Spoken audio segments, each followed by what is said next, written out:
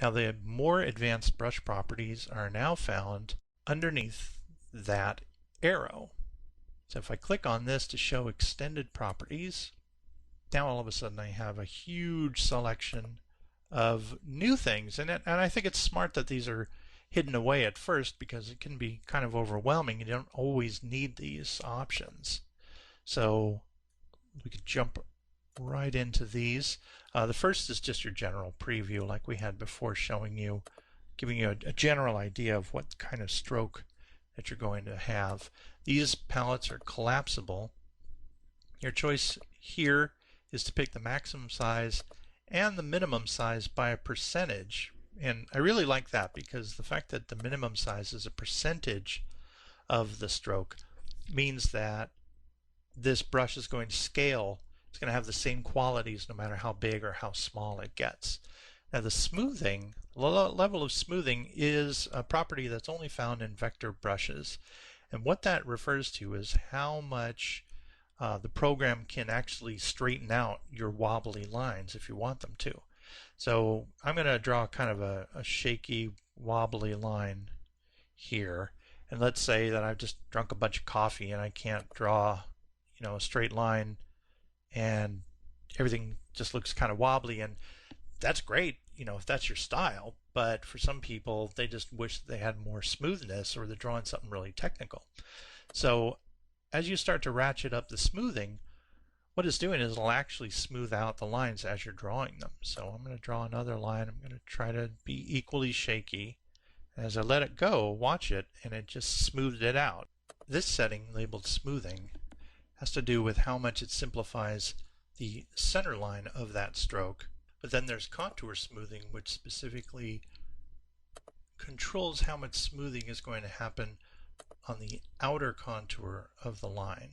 Underneath contour smoothing, we have a drop-down box for the shape of the brush itself. If you click on this shape, you can choose the default round one, the square brush, a straight up and down chisel brush, or any number of angles of chisel brush from there. I particularly like drawing with these sort of 45-degree chisel brushes. So those are very nice. These various shapes are one aspect that's not available on the bitmap brushes, just as smoothing and contour smoothing are not available on bitmap brushes. There's also texture, which you can apply to a brush. So when texture is applied to a vector brush, it's basically telling the vector strokes, pointing them in the direction of a contour file so that they can combine themselves with that vector file. It's a sort of a complicated way to describe it, but I would say that right now, there is no texture. But if I want to add a texture to this, I have that option where I can check off this box that says textured tip, and now I can control the hardness of the brush. And this is without any other texture file needed.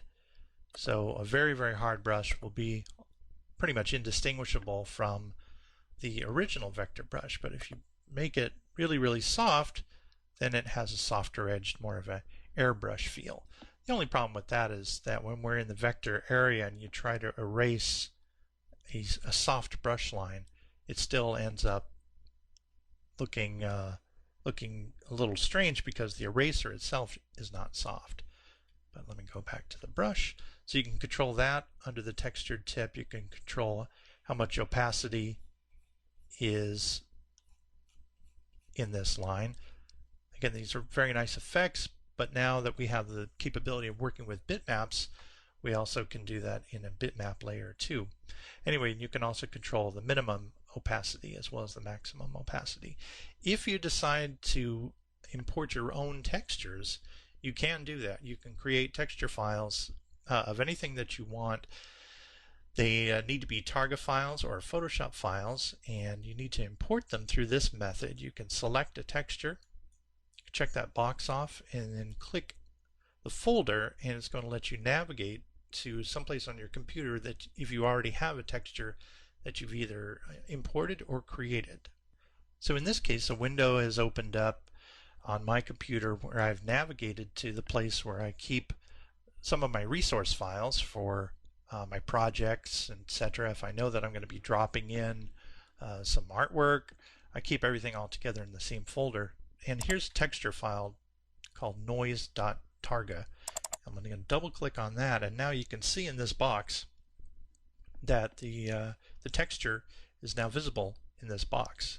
You have a slider here for texture scale, and you can preview what that's going to do up here in the preview pane. So for instance, if I make the texture scale very large, then that texture is very grainy, and if I lower it down, the texture is more smooth and maybe more naturalistic. So when I draw with it, I'm going to raise that opacity, and now it looks like a more organic line. If I make it a little softer, I can keep playing with it a little bit until I get a line that I like. You can play around with those settings quite a bit and create something that you really like and that you want to keep.